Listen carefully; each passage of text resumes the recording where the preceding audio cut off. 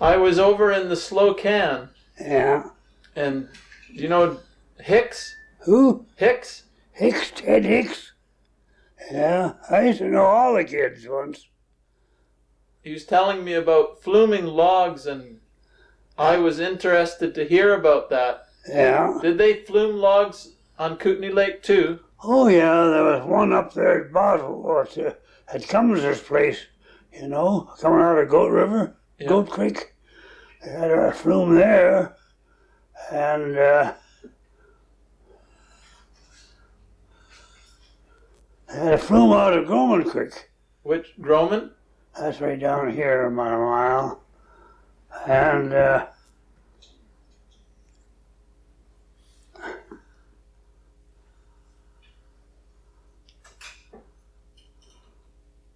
was only flumes, I think,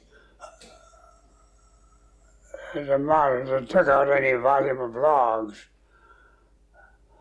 But that's years ago, you know. Did you work fluming logs? I worked cutting right away, making brackets, and putting them in, nailing the lining in them. And I worked at Boulder Creek, that's out here by Salmo, when they were fluming logs. And I was there for that whole summer, and they would flume. They had to flume anyway 60,000 anyway a day to keep the mill going, because it was a gunshot feed, and it had steam loaders and niggers and everything else in it. But Hicks's, they only had a small mill. He cut white pine for Powell's, or match blank. Yeah. I worked for Powell's for 7 seasons as scaler for them and unloading logs, and I sorted the logs, and I did the boom work. I was pretty good on a log. I'd get on a log as long as I had a pike pole. I could stay right on as long as it float me. I walked from Ross's Point clear over to where the old slaughterhouse was on a single boom sticks. When somebody cut the boom loose, you see, and the logs were going down there, and I had a bunch of sticks, and I rounded them up when we got it across there, and we caught an awful lot of the logs along with a lot of the old crap too. And I went across there and checked every toggle to see if it was, if they get crossed endways in a boomstick, if they get a big enough thread, they can pull through because of wood and the grain. But if they're crossways, it's different. Huh. Yeah. Where was the boom for Powell's boom? It is right where the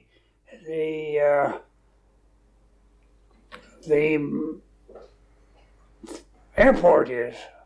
That was all flat one time, and the water came up and it had plenty of water, but it went down and it was bare ground. And there was a railroad track coming down from the CPR yards. That was the old track that went down to make the transfer with the Crow's boat coming in at night into the train heading out to West Robinson and that way, going over to the Kettle Valley. And that was abandoned, so they used to run these here carloads of logs down, and I used to unload them and scale the logs for wherever they come. Might be a carload from this ranch, another carload from some other, maybe 3 or 4 carloads from other. Well, they accumulated up till they had a couple million feet. Bringing them on the train? Huh? Bringing them in by train. Yeah. Where did they come from? Oh, out of the Slocan, some from out around Castlegar, some come from out here around Salmo, and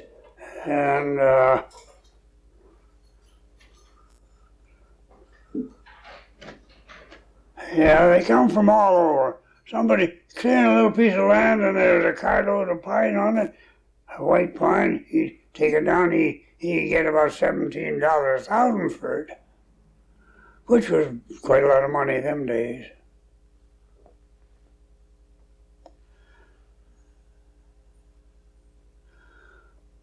Of course, all logs weren't match stock timber. It was the second growth that was the best. That stuff that run up to about 8 to 1,000, that was the class of stuff that was best for match plying, because there was that space between the windrows of limbs, you see, to the 5 limbs. That would be all clear there. Well, they would saw that up and into plank and dry it for a year, and air dried and roofed, and before they used that, because they didn't want dry, kill dry stuff, because kill dry stuff has lost its life. See, it is more brittle. Mm-hmm. And in those days, they made a match that was about 2 inches long. That was a household match. And where the dies set in, one cut into the other, and that left a little streak in it. So they rolled that, and that closed that thing up pretty well.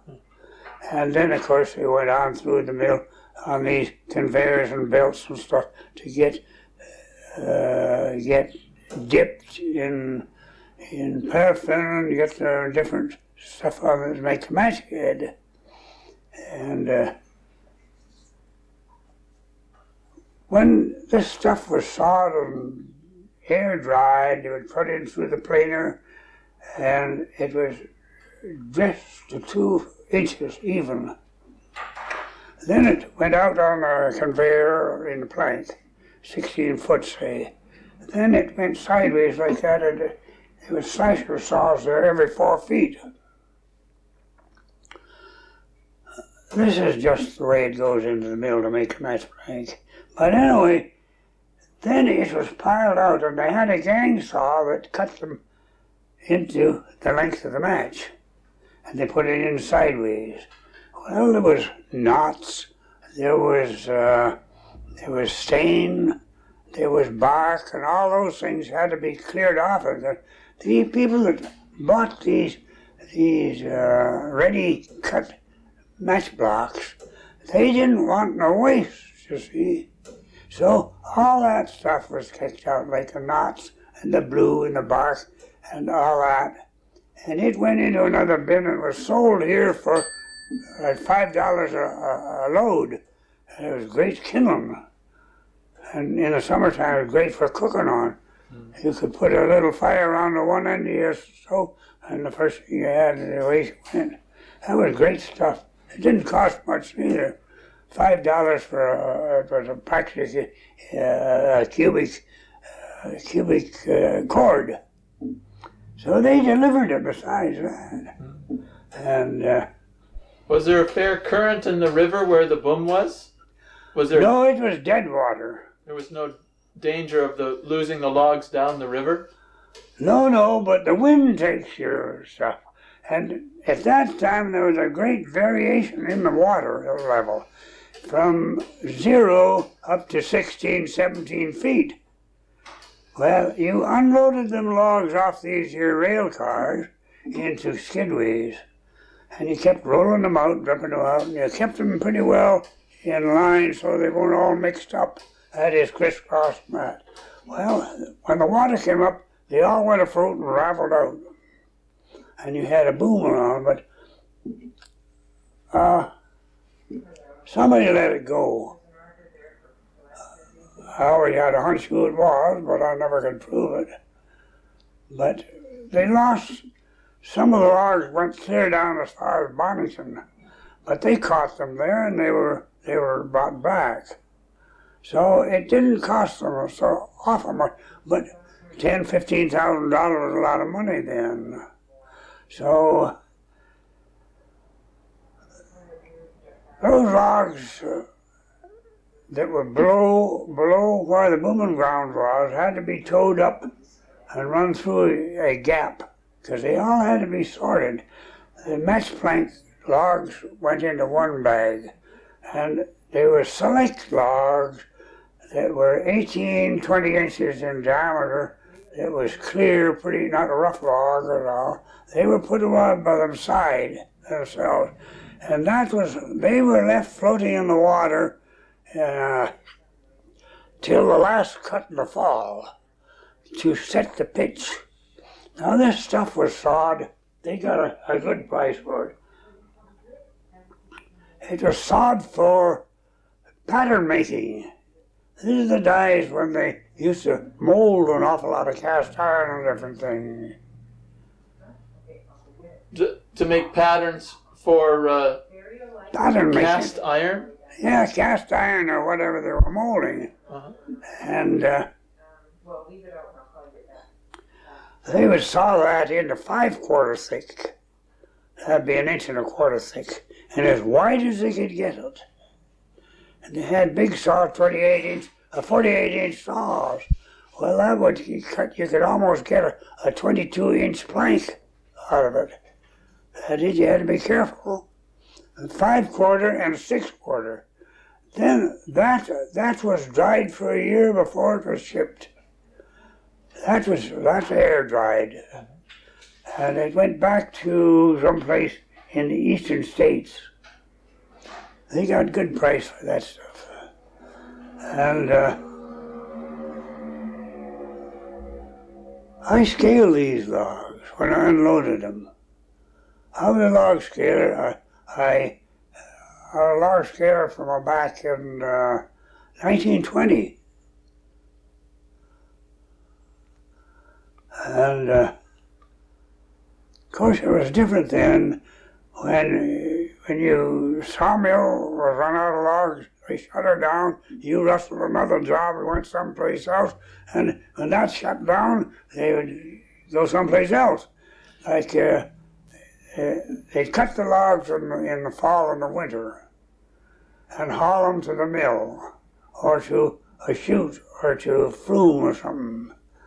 Then when they started up in the spring, those are winter logs with the sap down. That's better timber than this here stuff that they just cut her up as fast as they can and put her through a dry kiln so they could ship it quick as they could. It used to generally say it cut into dimension and yard pilot and about the next year before they shipped it. But that was a different system that they had then, but it was better timber. That was the white pine business of it. That was Powell? That was WW Powell. And did they run all year round at Powell? At the match block factory, because they had piles of lumber that was being air dried, being salvo, some at Slocan City, some right down probably Castlegar, some in the Pond Array, some over by Crescent. And when they needed it, they'd just load it and ship it in, and it went through the planer and went through the slasher or the gang saw and went into blocks and went into the cars. So there was about sometimes there were probably 15, 20 girls there chopping me your nuts out and bum grain and crooked grain and that. See, crooked grain is no good for a match. Because, a woman takes a match by this far away from the head as she can and scratches it. If it's crooked grain, it breaks. But if it's straight grain, it works. See?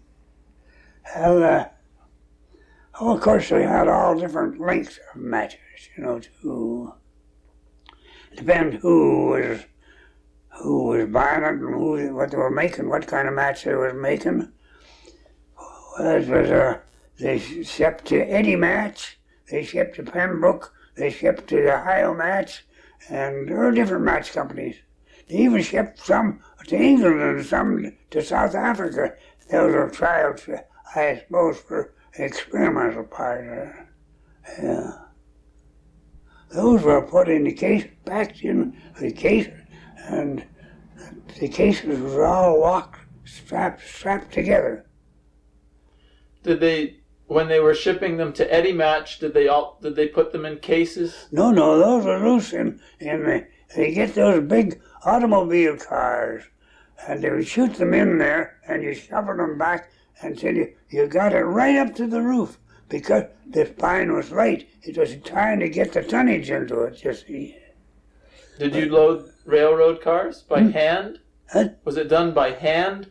Loaded, they were shoveled back by hand, because you couldn't get a conveyor to run it up in the far end of the thing. You had to keep throwing them back as they come down a chute.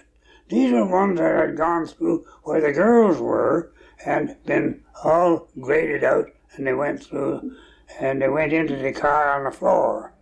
And you had a big scoop shovel, about a number 10, and it was hammered out flat on the back face. So you got a great big shovel full.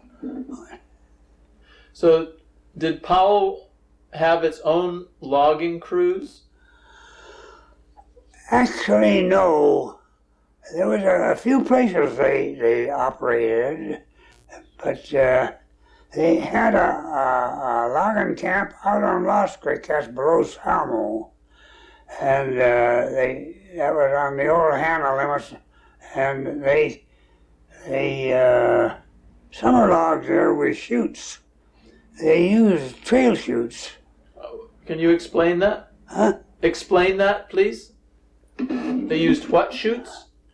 They were trail chutes, and they used grease on them. No water in them? No, you only wash away your ground, wash away your chute. I don't think I understand what they were. Were they made of wood? Yeah, they were made out of probably fir or tamarack or hemlock, and they put down the ties so far, and they hewed one side of this chute, of this timber. They were probably 30 feet long, and they put them in so that they were a cradle like that, and that side was hewed with a rod axe. It was smooth. Well, they would start up a hill, they would skid to the chute, and then they would roll them into to the chute, and they'd have a single horse there with a draft chain, and they'd have a swamp hook. They'd put it in the back log. That would be a big log, because it wouldn't be pulled out of the chute sideways. And they would have a space between the logs, so that when you started your first log, it bumped the other one, and bump, and the way it went. Well, you'd haul that out to where it was steep enough, it'd run by itself. It'd run down to the next flat, or semi-flat, and another horse would pick it up and take it on the next place, and so on, and they run it into a pond, an artificial pond. Why didn't they use water? Why did they use grease instead? Because the water would wash away your foundation for your chutes. But they did use water for some, didn't they? Well,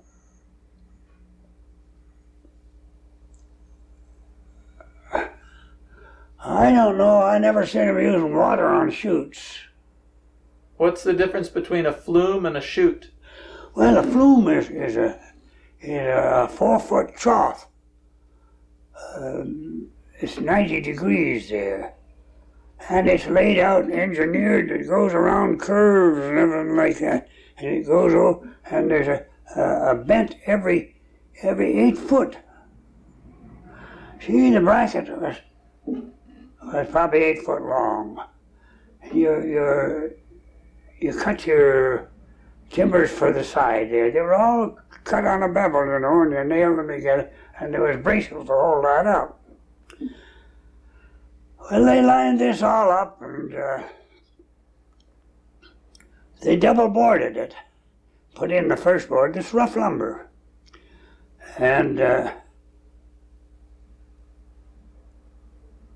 the next sheeting, they broke joints You see what I mean? Mm-hmm.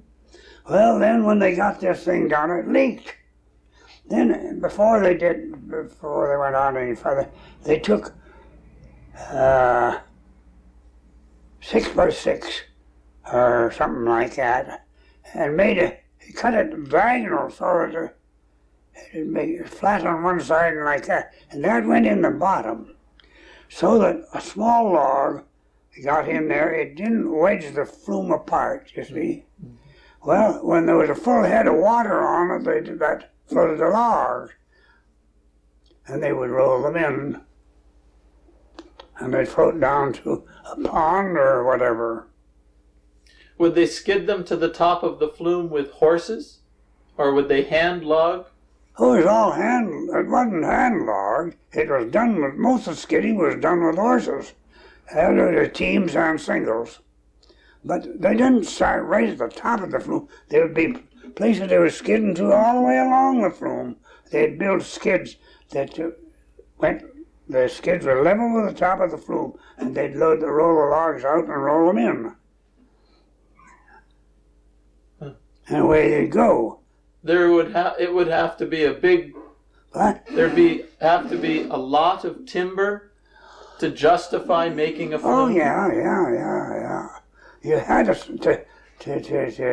justify it. You had to have so you could cut millions of feet, but you had to. In most mills, you had to outfits like that. You had to produce a lot of flume timber. Like Wally over on Arrow Lakes at the Needles in the Watchand country. You've been in there and ever heard of it? Yeah, I know where it is. Yeah. Well, they logged that and towed them logs to the head of the flume to the lower lake, and they flumed it down to 3 miles or 4 miles down, and it went into Arrow Lakes and was boomed and towed down to Castlegar. That was the Edward Lumber Company. I was just going to tell you what happened. See, during the First World War, they ran the Bluebell mine. And Dad worked there running the pumps because it was a wet mine, you know that. And when they shut her down, of course, Dad was a steam engineer. And he went down to Wally's and he run the engine there. They had one great big engine there. That's run the whole thing, you know. And of course, his papers were marine papers, and he could run a stationary engine under a supervisor or something like that. But anyway, they needed an engineer on the tugboat. They had about an 80-foot tugboat there called the Elco. Did you know that one? There was the Elco I and the Elco II. That's right. Is this the Elco I? This is on Elco I. And Dad was on that, but he didn't stay there too long because Captain McGolly and him didn't get along very well. So he just pulled a pin there and went someplace else. I would have liked to have gone on that tugboat for a season, you know, but there was all kinds of young fellows around Deer Park and that were good on a log. And they looked forward to this job. There wasn't much money in it. I don't suppose you got more than about $40 a month and you're bored. But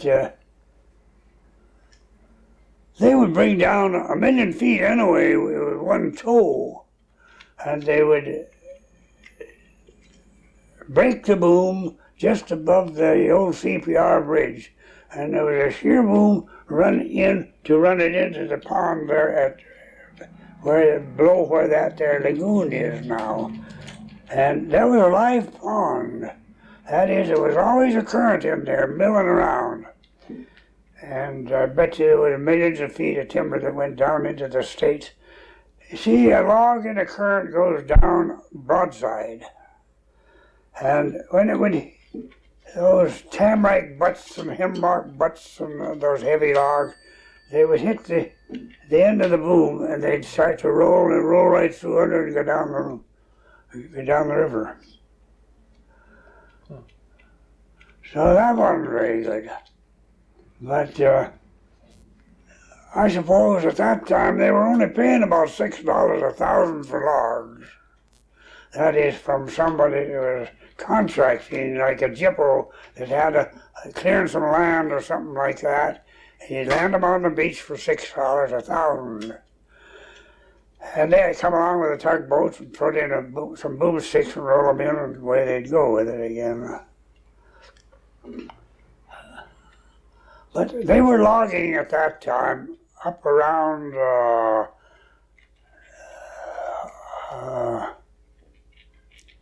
West Arrow Park, out on Mosquito Creek.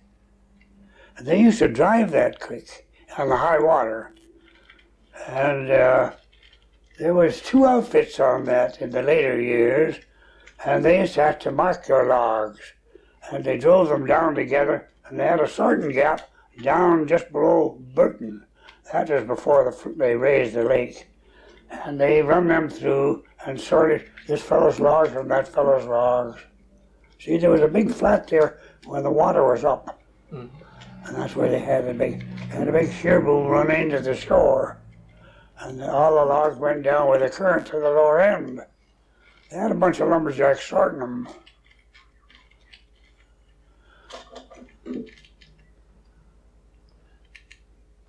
There were some large mills near Revelstoke, weren't there?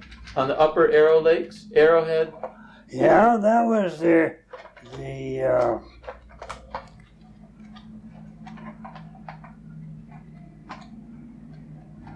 I know the name of it. I don't know, I'll get it. Bowman. Bowman? Yeah, that was a pretty old out. I don't remember that one. But there was a big sawmill there at Arrowhead. And they were logging up Fish River, or the Incomplex, they call it. Right. Incomplex was a proper name for it. That was Indian. It meant no fish. It was glacier fed, and the water was milky. The fish didn't spawn in there. It come out at Beaton. And that was 16 miles or 18 miles from Arrowhead. They just had to tow them down. Then there was a big mill at Bingston Creek. That was a kind of across from the cusp. The CPR had a big outfit in there years and years ago. That was before my time. Then there was a couple of mills around the cusp there too. There was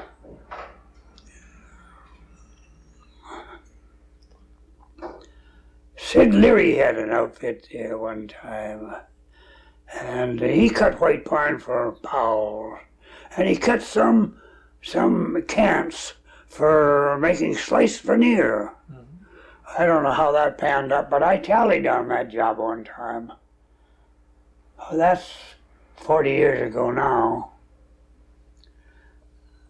Then there was Dumont. He cut pine too for Powell. He logged that country in there at Wilson Lake.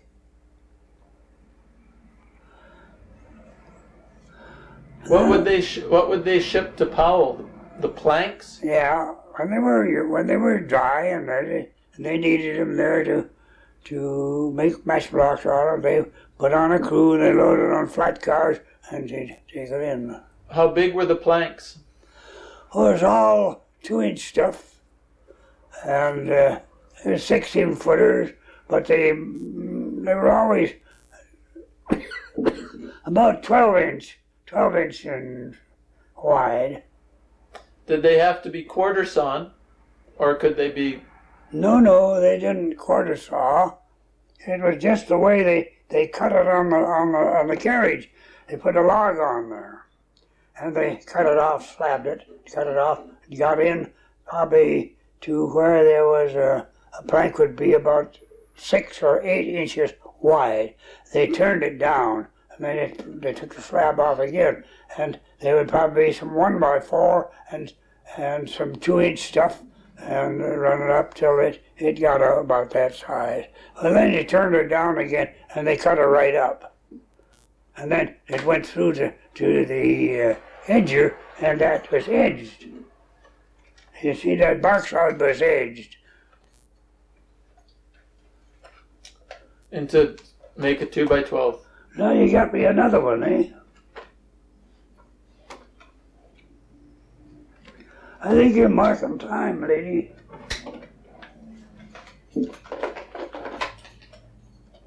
You're just playing around with them things.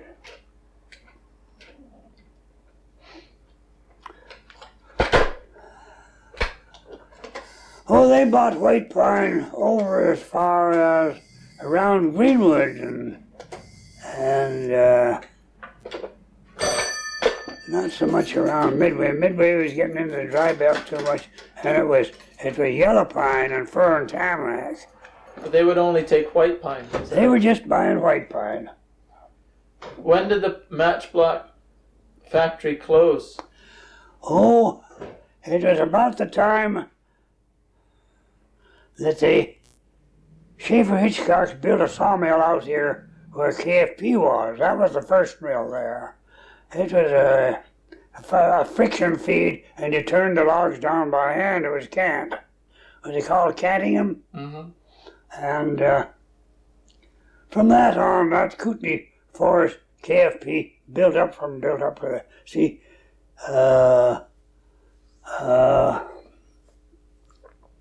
Deer Park Lumber, they owned that thing. They owned what? KFP at one time, but they got out of that some way by selling out or buying Deer Park Lumber out. I don't know just the particulars about this, but then it developed into a bigger mill where they cut around 65,000, 70,000 a day. But by that time they had resaws and gang saws and all that kind of stuff in there. But they were just cutting mixed logs in. They weren't cutting pine for Powell's. By that time, you see, this match block business had gone out because the paper match come in. But you could still get wooden matches, 80 matches in little boxes, 40. Eddie Match bought the Schaefer Hitchcock. Is that right? At one time?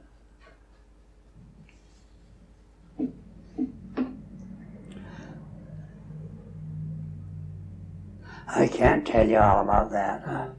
See, I wasn't interested in that. I scaled out there a couple of years. This was when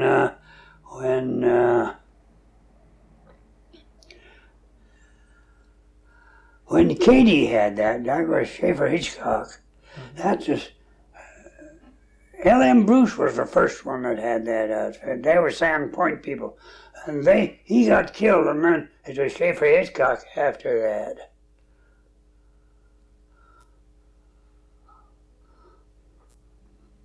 But 80 Match is still in existence back in Hull, Quebec, you know. Mm-hmm. You see their matches. Yeah.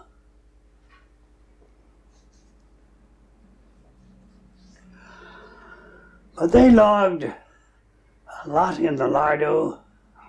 That's where they got most of their logs. And they got an awful lot of logs up above Kootenay Landing, up in Summit Creek in there, back in Boundary Creek.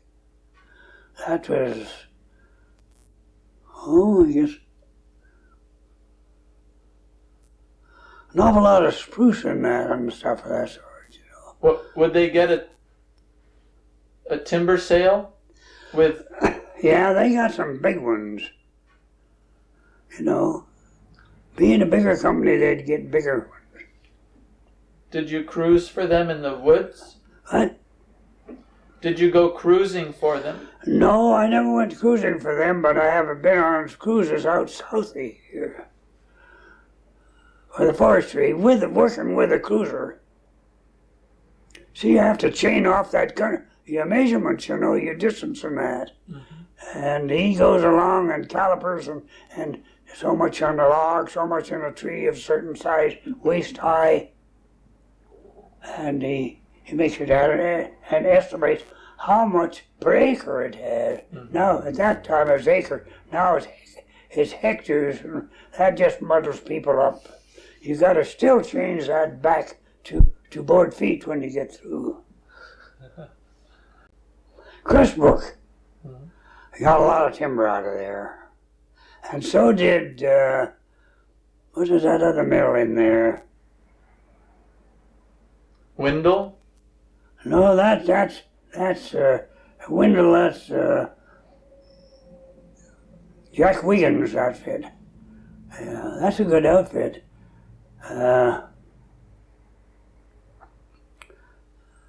They're down at Windle, right down at the end of by the pumping station there. And I'm trying to think of another mill that was at Crescent. They were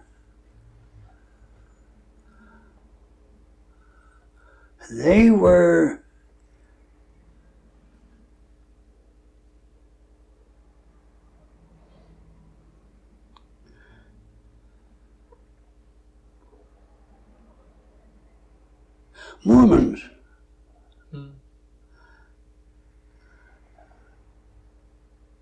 They were old-timers in there, very old-timers.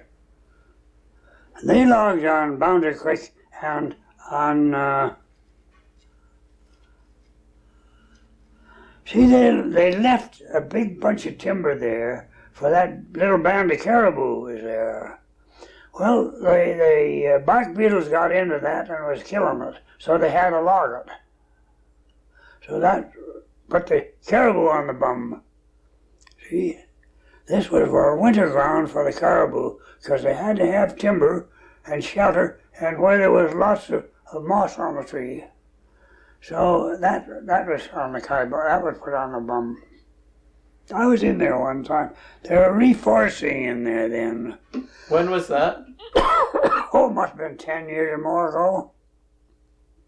I was just in on a sort of a tour.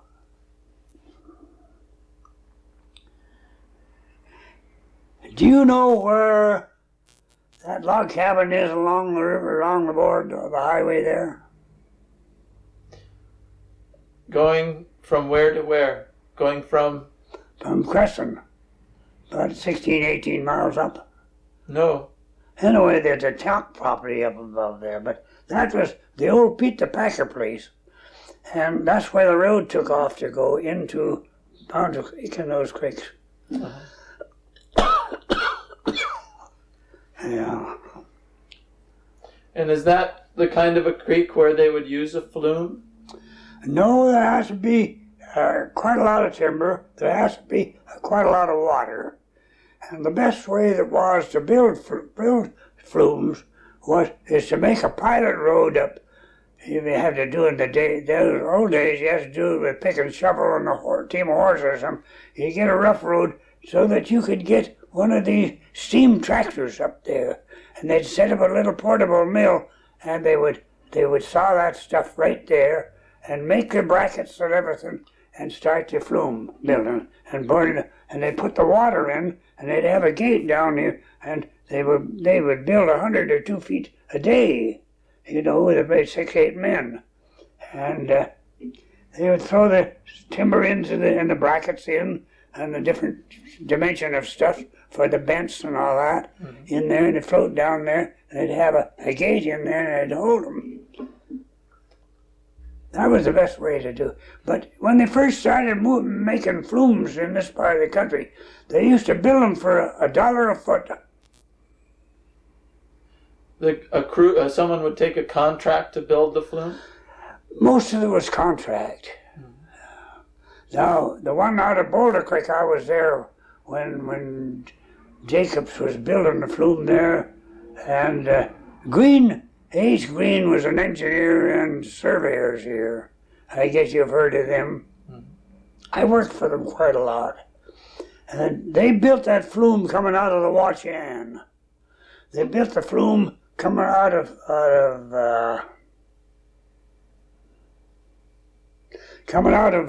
Archibald Creek out here by Meadows. There was about 4 or 5 miles of flume there. And where else did he? I don't know now. He built a lot of stuff. He got into all kinds of jackpots, aerial trams and airports and buildings like a medical art. That's one of his jobs. Huh. And things like that. How long were the logs that they could put down a flume? Well, a lot depended on how stiff a curve they had. And most logs at that time were all standard lengths, like 12, 14, 16, 18. Well, that would take quite a curve. It was the cedar poles that were the hard ones to flume. If it was a hard turn and the butt, of course, they put them in with the top down so that the water was working on the butt. They would go and they'd ride up on the side of the flume. And sometimes they didn't fall back into the flume. They fell on the outside. But most of those kind of curves, they rectified them by making it more of a compound curve. Mm-hmm. And, well, that's the way it went anyway. But from here to out the Great Northern States to Juanita, there was a flume in Whitewater. Not Whitewater, but Clearwater. Mm-hmm. That was Mankin had a flume in there. And Hall Creek had a flume in there. That was a four-footer. This one at Clearwater was for lumber.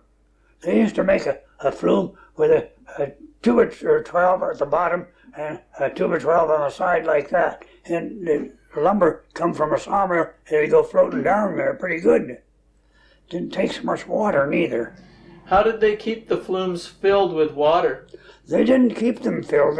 They had a dam, and they would make a flood. When this dam would get full, and they'd need more logs, they'd put on the flume. And these fellows, most of them were contract loggers. They would have probably several thousands on skids ready to roll in. Well, as soon as this water started to come, they started rolling them in just as fast as they could. Would the same crew that did the logging do the fluming? Or would they be logging and... They would be the ones that put them into the flume. Outside of that, they didn't do any more to it. Did they have to put people along the flume to make sure Not that... Not necessarily. No, as long as you had the water, it would shove them right through. But the trouble was, at a lot of these places, where they was going into an artificial pond, these artificial ponds would probably only hold enough, say, 100,000 or 150,000 feet of logs. Well, when they would flume, these ponds would get full. Then the logs would start to pile up at the end of the flume like a big jam. Where would they go after the pond? Where would they go from the pond? Go into the jackal area of the mill.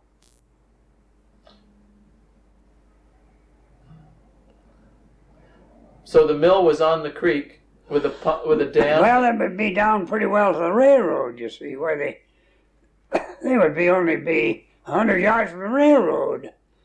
And they would, in this particular case, they built a big planer there, and the yard dried at that time, and they ran them through the next year.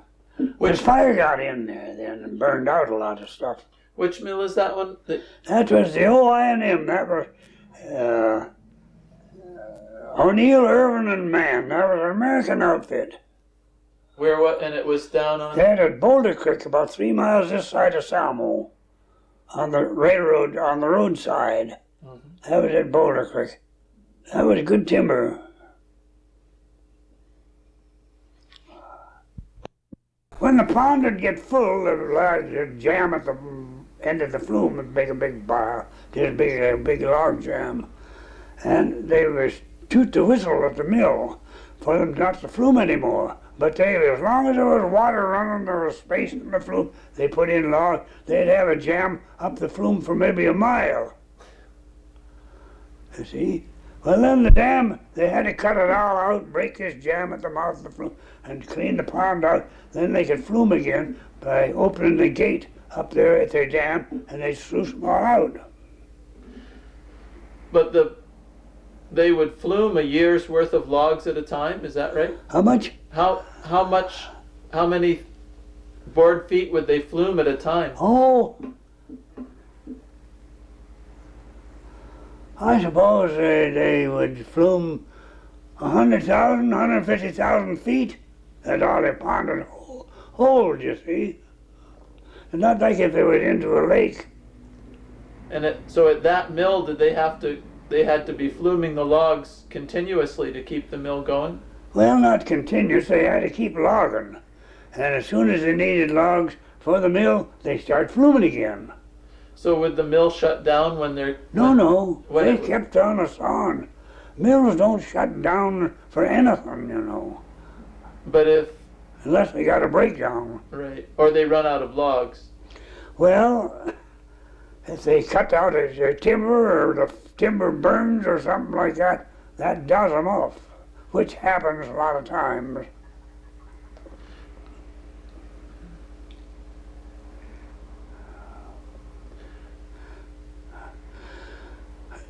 Across from Terry's, you know where Terry's is down there, 10 Mile.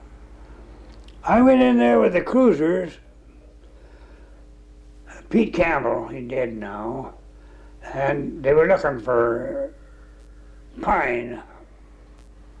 This was in the height of the match block and the white pine business. And we went in there and spent a couple of days looking around and sizing up things, and that was the best piece of timber I ever saw. It was growing, and it was at good mutable size, and the poles were wonderful poles, and that is, they carried their size very, very good, and they were tough poles. And they put in a flume there, and they had a fork there, and they had a big camp, maybe 60, 70 men or more. And they would log here and log there. Put them in the flume, they'd go down. They had an artificial pond. They sawed that on that side of the creek, of the Kootenay River. Well, it was put in piles there, and they loaded it onto slings, and they highlined it across the river to get it, so they could ship it into Nelson. How had they gotten the mill equipment across? Oh, well, they had ferries and things like that, you know, barges. They had several ferries along there because there was tugboats living on that side. They were farming, so they got that. These weren't high binding sawmills like the one there at Winton's, the Winton brothers. It looks like that. You've heard of them. Up there at, what the heck's the place now? It's up on the Fraser. Near Prince George? Yeah, out of Prince George, yeah. I was over there one time, but they weren't running, they're just getting ready to run in the spring. They cut 1 million feet in 24 hours. So that was a lot of logs that had to go through there. But anyway, we looked this over, this old fella and me, and they took out a wonderful bunch of poles. That was the first thing they took out, because you break poles, fallen trees. So you take the poles out first, then you go after the logs. You don't break poles. They took over 100,000 telephone poles out of there. That was a wonderful piece of timber. And they took out over 10 million feet of white pine that went to Powell's. Did most of the poles go to Nakusp? No, they didn't. I don't know who bought these poles. Probably National or Noggles or Oh, there were several outfits were buying poles. The Americans. Yeah. Lindsay Brothers were the big king pole guys at one time. They had a big yard there at McCusp. Yeah, I used to know them guys.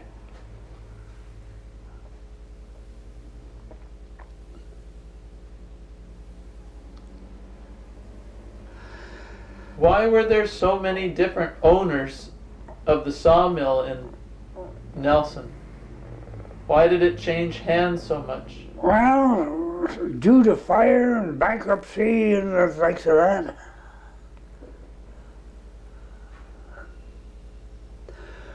Two or three sawmills burned out just this side of where the city wharf is.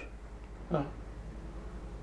There was the Buchanan was there. I think that was the first one there. I never knew of him. But he was one of the early sawmill people. They had a mill there in Caslow too. They had one at Harrop. That's why it's called Mill Creek.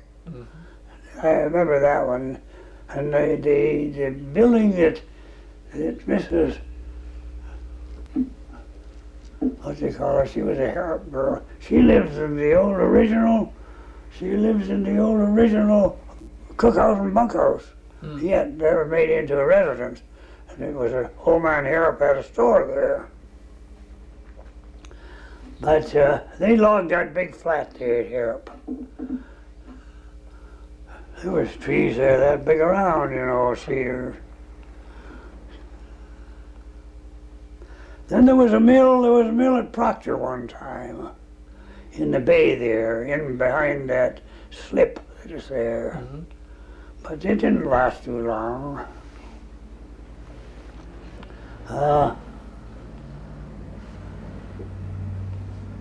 There've been 2 or 3 mills there at Caslow in the bay, over there about where that marina is. Lambert? Lambert was one, but there was Cook was one before him, and I don't know. And Buchanan was before Cook.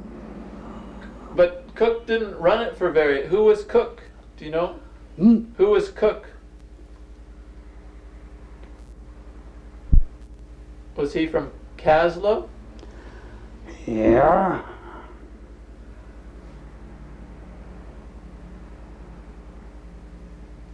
It wasn't a big mill, you know. If it cut $25,000, that was about all I could cut. Huh. When Lambert got it, it didn't cut that much, I don't think. To hear him talk, he was the biggest operator in the country, but he put out more bum checks than anybody. I knew him from a kid. He lived across the street here from me.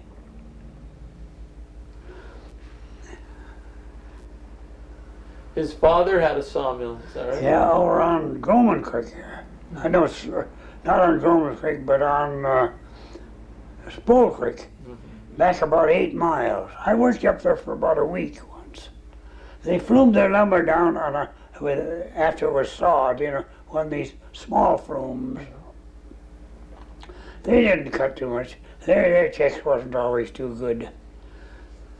Why wouldn't they put the sawmill by the railway? Why did they have a flume for lumber? Why didn't they just flume the logs all the way down? Well, the log flume cost a lot more to build. And they would saw up there at the end and use their slabs for fuel to steam there were old steam outfits and steam for power. And when it was sawed on the head saw on the carriage, it went to the edge, and then it went to the trimmer, and it was trimmed, and it dropped into the flume the way it went. They had a planer down at the siding, you know.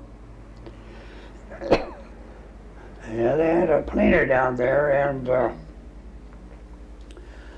Burns bought that. That was Harry Burns. He was an old-time millman, operator, manager. He run that big mill at Bull River over in East Kootenay. Then when that was either burned or run out of log, they moved up to Canal Flat, and he had the first mill there. And they were working about, I don't know, there must have been a couple hundred people working there. I went through there before there was any logs cut in there. I went on a road survey from Canal Flat through to the Kootenay Park. We were 60 days going across country with pack train and cooks and tents and stuff. To locate a road? We located it, yeah. And the idea was to survey this road, and the operators were to follow this for their tote road. But they didn't do that. They just went where the easiest for going was.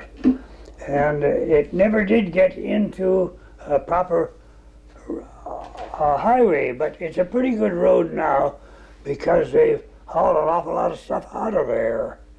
And you can drive right from Canal Flat right into Kootenay Park. Yeah, that's the way the road should be. You wouldn't have to climb that hill and go down through Radium. But if you had to come down there, you had a river grade. But they're still operating. I don't know who owns her now, who's operating it, whether it's Crestbrook or who. But Crestbrook has got a layout in there on Skookumchuck. Yeah. The Crestbrook has that mill at Crescent too, you know.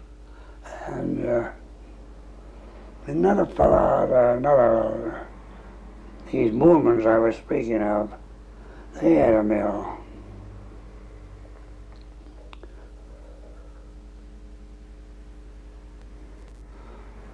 What's a jammer? What's a jammer? Oh, it's more or less a homemade, the one that I seen, or more or less of a homemade rig. They took a truck that wasn't good enough to haul on them all, but it'd climb, you know, and that. They put a gas engine on there with drums and cables on it that they could run, and they'd have an A-frame on it, and blocks and tackle and blocks around it, and they'd have a long line. They could reach out and grab logs, and they couldn't log downhill because the log would dig in to get behind stumps and that. But if you were logging a steep hill, you're logging up, you're lifting, you see. You lifted it up and you could log to beat hack. They'd bring it up and leave them logs at the edge of the road, and they'd use that jammer for loading the trucks. That's the way they did at Burns. I was working there at Burns at that time on Pass Creek, out there at Passmore. It wasn't on Pass Creek, it was at Passmore up 4 Mile Creek. That's where you go through to the little Slocan Lakes. Well, they had a tree farm there, a license or something. Right. But they sold out to Erickson. That was an American outfit. I think they were from Kettle Falls. But I don't know if there's anything there now or not.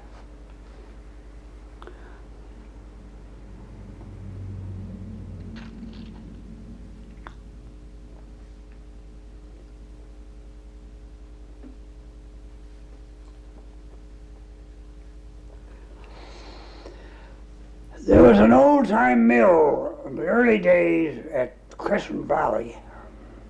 That was the Patricks, the ones that made their name in hockey. They lived here once, and they had a big mill there. And they logged up the Little Slocan, and they used to drive the river down to Crescent Valley. Well,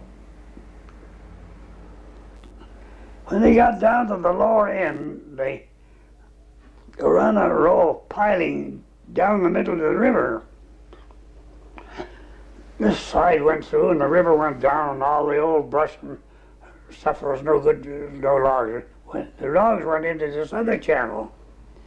And they didn't have it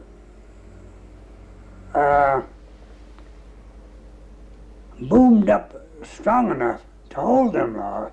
When you got a 5 or 15, say 15 million feet of logs, pressing against a boom without a safety boom there, if the water comes up and it gives her a flush, she breaks. You lose them all. That all went down into the States, the whole works. And that shut her down.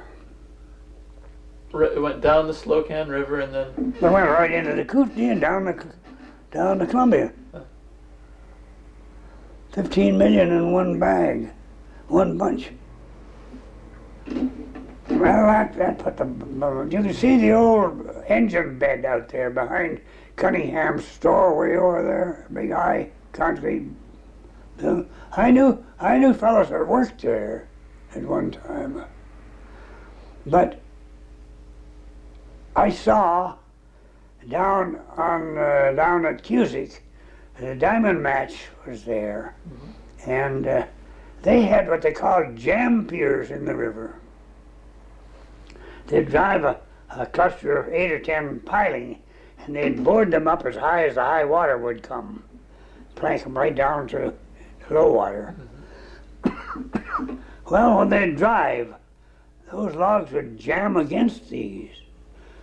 You see, there'd be 2 or 3 of them going up the river in a half a mile, 3/4 of a mile, and when they needed logs, they'd put a bunch of river divers down there, and they would pick the jams and let the logs come down to the mills or the jack ladder.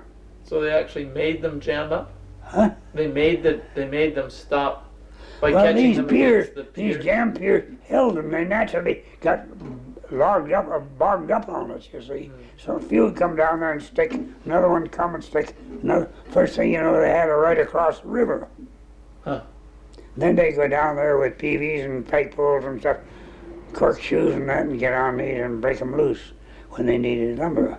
They needed logs at the mill. Of course, Diamond Match cut 80,000 a day. That was a good, clean mill. I never saw one better than that. Where was that? That is at Cusick, across the line there in Washington. In Washington. Yeah. Would they buy logs from up here? White pine? Oh no, they bought. I never knew of them buying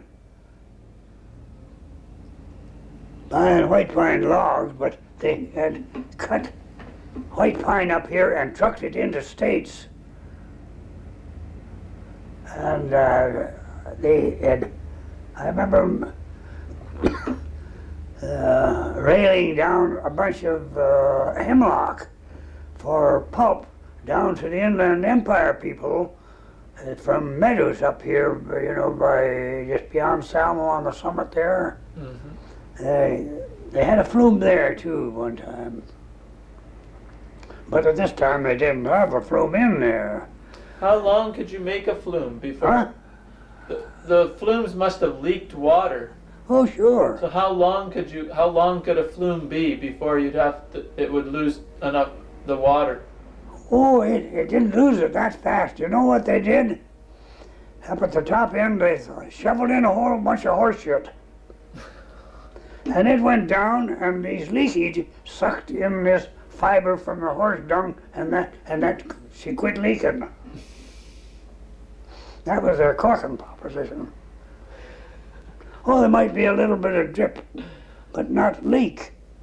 You know, water didn't get away on you. So how long could they be? How long would a flume be? Oh, the ones there at Lumberton, they had a 15-mile main line, and then branch ones coming in. That was the biggest mill that was ever in the interior. At Lumberton? Yeah, that was Weyerhaeuser.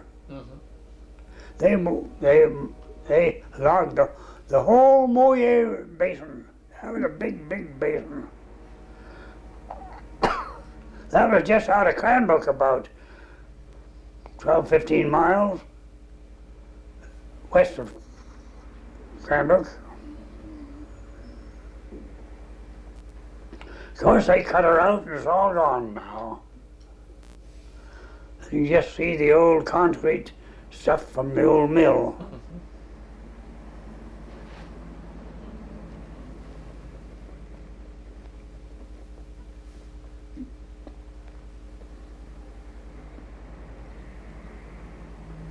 That was all horse logging outside of the flume, you know. Teams of 2 horses? Yeah, two is better than any. One horse can't do too much unless they're small logs. And sloops would be used only, a sloop would only be used in winter with horses? 2 horses on a sloop. It Had a tongue in it, just like a wagon. And it was just like a pair of runners, you know, and a bunk on it. It had a kingpin in it and corner binds, and you put the logs on there and tail dragged them. Well, if it was real steep, you would let her drag more at the back end. That would slow her down, and then you could rough lock. You could what? Rough lock. They had a rough lock chains and a ring in them. You put that around in front of your runner. You brought it back, and you had a ring there. There was a big tongue that went in there, and a piece that slid over to keep that from tipping out. And you put that in front of the runner. When they started up, you see that went under the runner, and that was just like a brake. Mm-hmm. Were they used only on snow? Oh yeah, that is sloops. Although I've seen them use a small sloops where they could haul 3 or 4 logs on a hill that they could have it on the bare ground. Uh-huh. But that wasn't too often. It mostly wintertime that they used these sloops.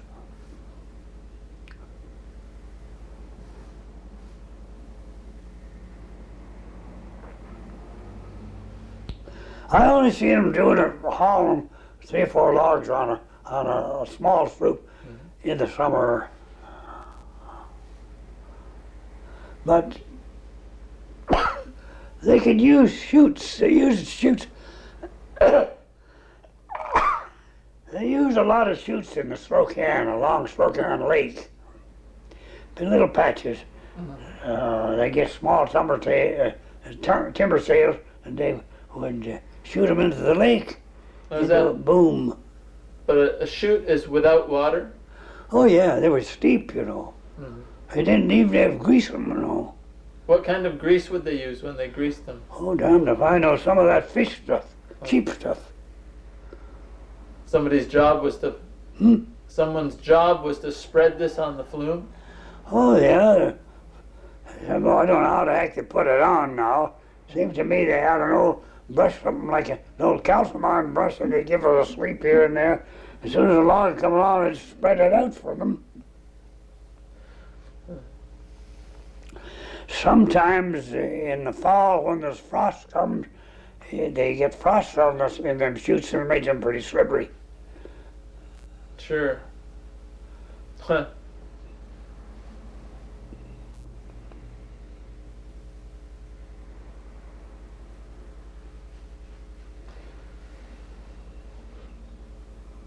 After you were scaling for Powell, then what did you go to work doing? I scaled for Powell. During the time they were railing in logs or towing some out down the river.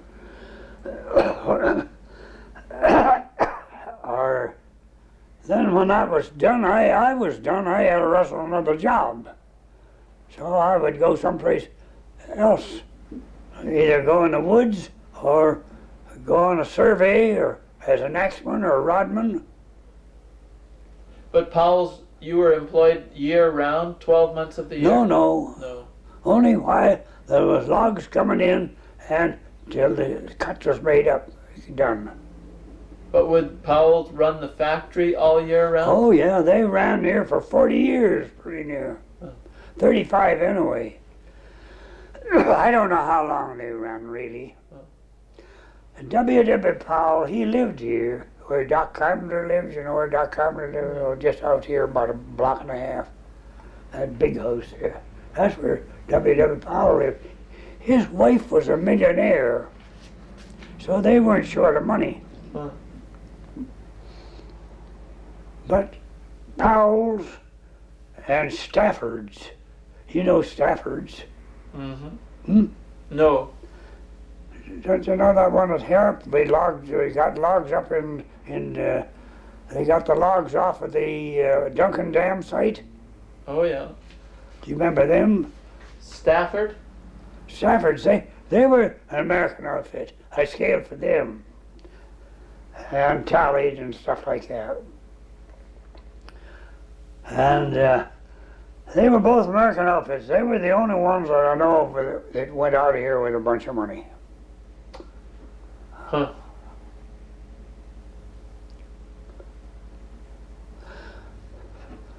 There was the two boys, the old man that got killed in a car accident. And they had a mill there at Harrop, and a planer, and a burner. And the burner, I think, is still standing there. And they got logs out of the Largo. They got some off private land that they bought in. Some fellow had some logs and he was clearing around, and he could bet a few dollars and maybe have 20, 30,000 on a price, and he'd holler in there, he'd sell it to them. They were good logs too. And they logged some up in here by the Silver King, up in there onto some little sail. They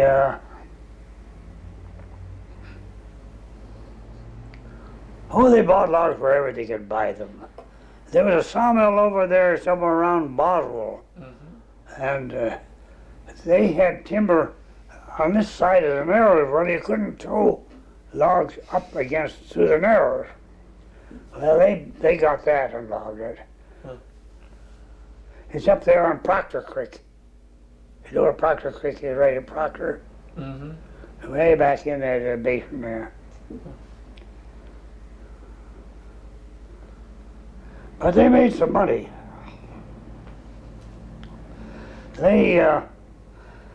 Higgins, did you know Higgins? Higgins, they logged for Staffords. Wow. There was two brothers. Are they alive still? Are they still around? No, they went out of business.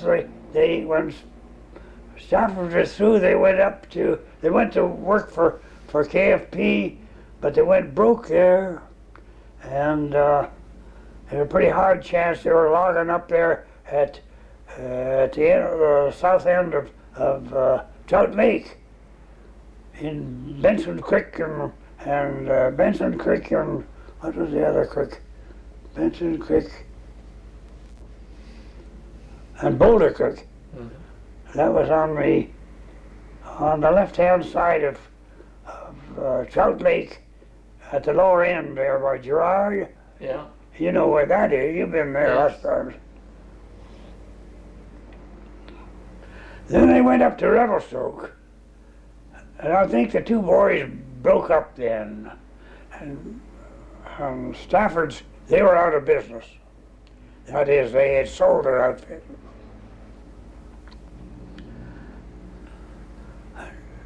And Belden and Lyle, they each got $1 million out of it. You see, it's a funny thing too. They were needing logs.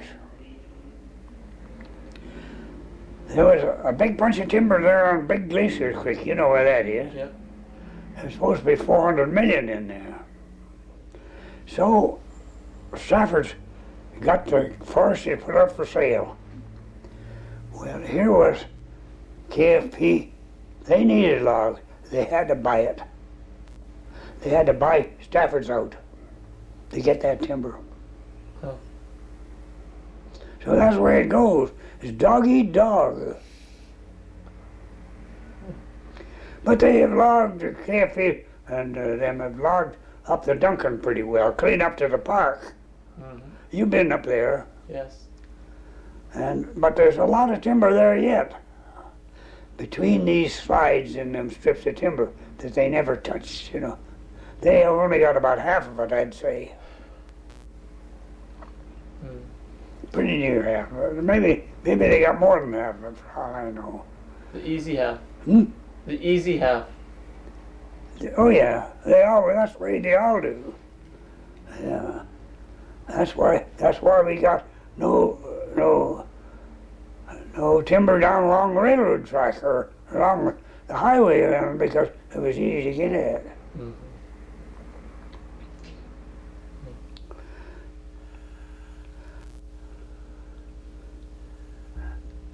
Yeah. There's a lot of caribou in there. Glacier Creek. No, in the Duncan, up by the park. Mm-hmm. Tracks all over the place. Oh. Did you see them? I didn't see them up there, but I saw the tracks. I've been up on Trout Lake as far as I started out on that road location around Trout Lake. A fellow named I can't think of his name. He was the engineer on it, and I was a rodman. Mm-hmm. And I hurt my knee. I tore the cartilage in my knee, and I was a year getting fixed up again. Oh. That's why I'm more or less. Well, it got better so I could work and follow things like that. But as you get older, it gets worse. Mm-hmm. See, I worked as far on the rail location out of Girard as far as Rady Creek. Oh yeah. You know where Rady Creek is? Yes. I think what you call him was in there, Joe somebody. Prospector? No, he was a Jippo logger.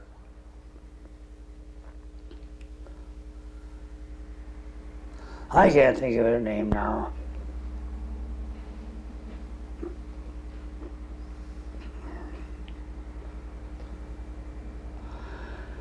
See, Kootenay Forest logged all that side hill from Girard right up there past the Barrington Creek, Barrington Point, all that, took all that. That was good timber. That was good timber. Not overly big, but it was good. It was good logging side. Huh. Good.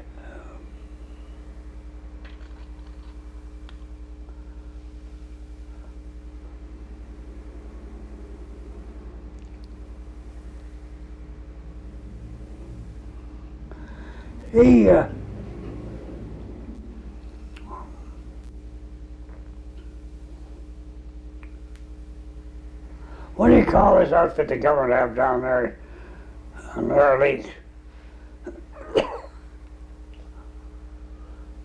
There's government pulp mill on that. Oh, at Cancel. Or Selgar. Selgar, yeah. They come in from Beaton, and they log right in there at Trout Lake City, and right up there by Ferguson, all through there. Big outfit. Oh yeah, and the government, they spent a lot of money. Of course, having a pulp mill, they could use a lot of stuff that would be wasted otherwise. Mm-hmm.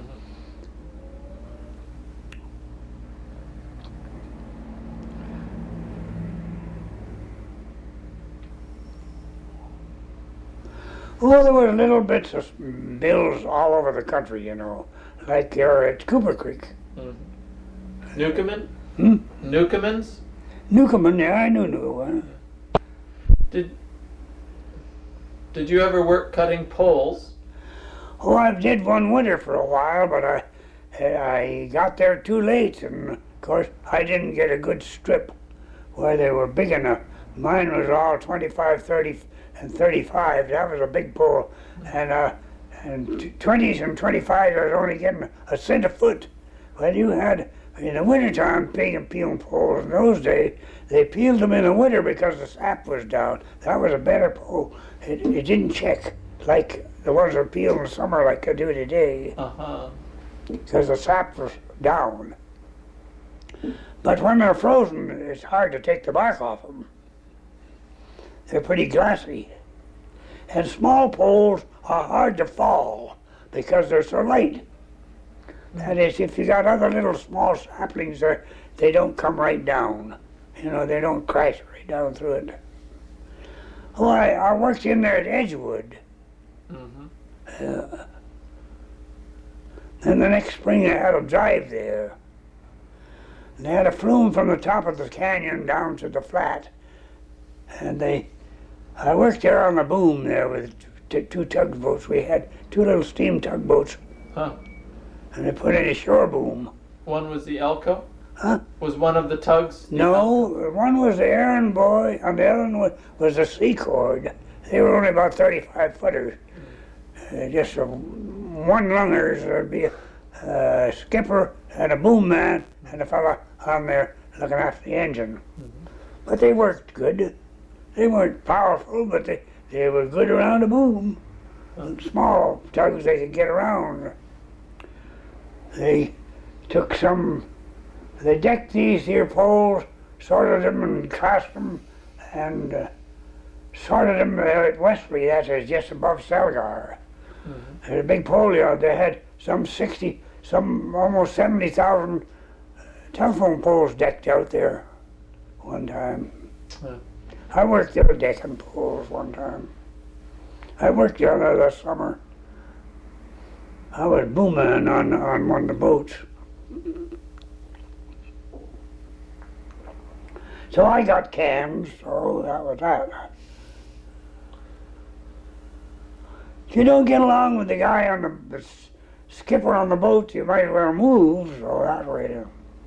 I knew him too. We were kids together.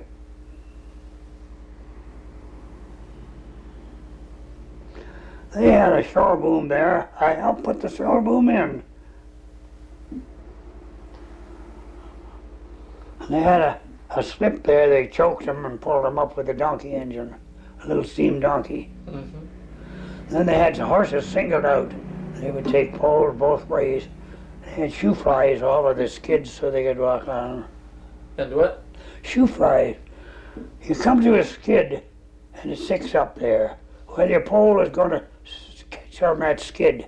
So you put in a shoe fly. So when it comes out, it slides right over it. Like a plank or a runner? Like a little ramp. Yeah.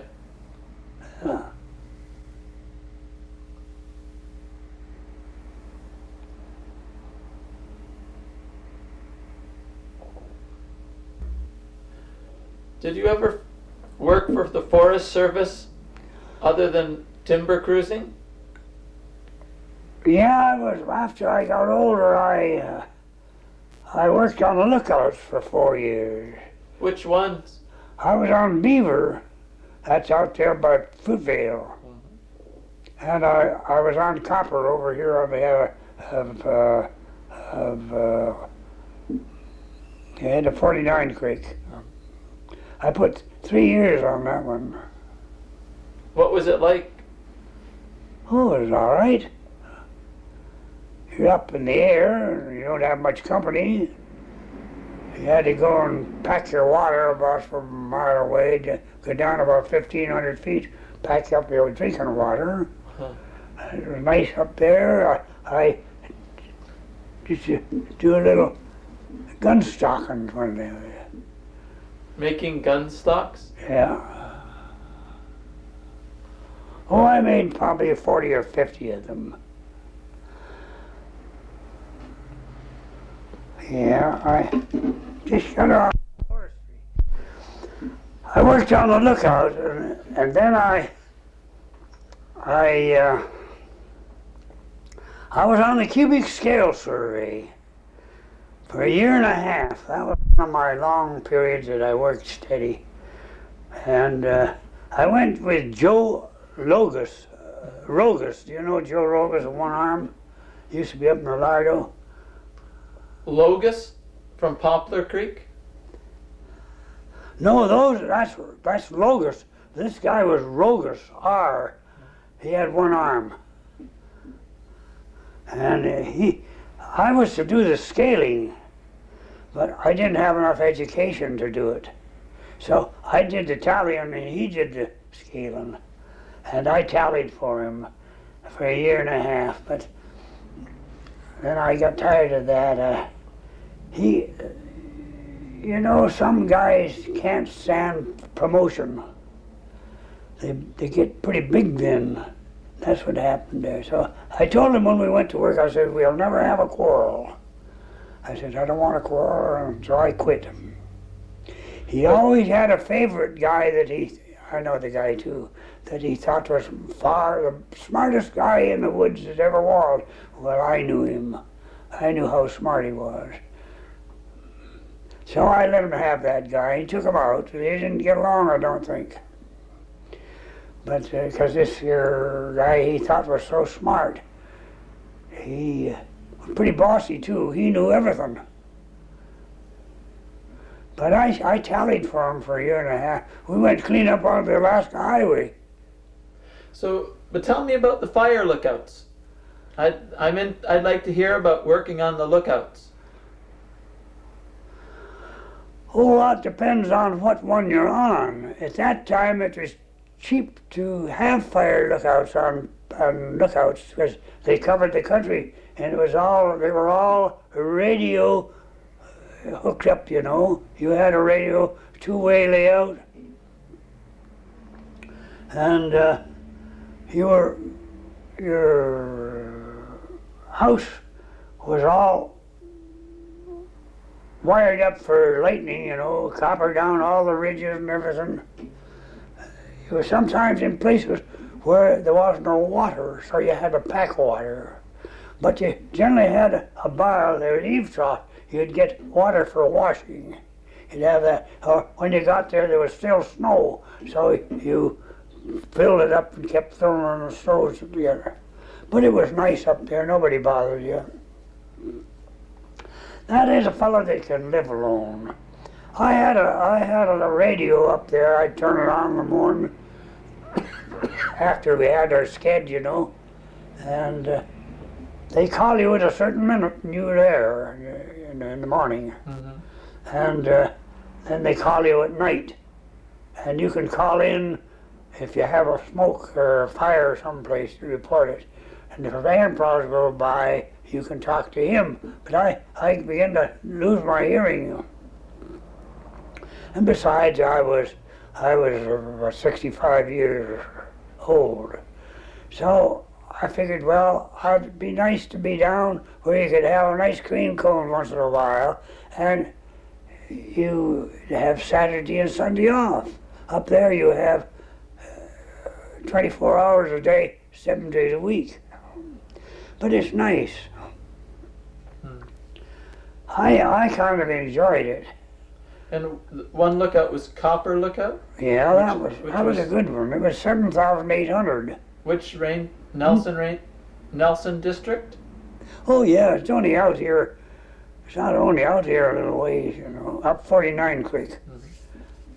That's where that fellow when I was there was only a trail for 2 miles. And they built a road. Some guys went over, they were drunk in the night. They went over the bluff. You heard about that one. They all got killed. Were they busy fire years, the years that you were on? Well, at that time I used to have trouble down there around Crescent Valley. The Doukhobors were on the setting fires. And they were building that road on the Blueberry Cutoff. And there was some pretty bad lightning strikes. I'd pick them up when they were just little legs. Copper Lookout was over there. I could see over here to 5 Mile Creek, that's Granite Creek. I could see in there. Another place I could see, where was that? I could look from Copper clear over to McGregor. That's over on the main lake by Cutlass Creek. Mm-hmm. And I could see down into the States there on, what was the name of the mountain now? It was up behind Northport. Mm-hmm. And I could see that one.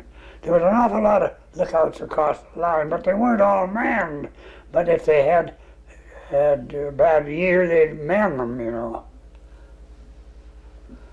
What was the copper lookout like? Was it just a tent or was it a tower? Oh no, it was a building built right on the rock, and it was tied down with turnbuckle cables. Yeah. Huh. When a storm had hit there, boy, you knew you would hit. I remember a storm there, and I went to open the goddamn door, and the screen door that had screens on, and the wind just took steam going and everything. That was the last I ever saw of it.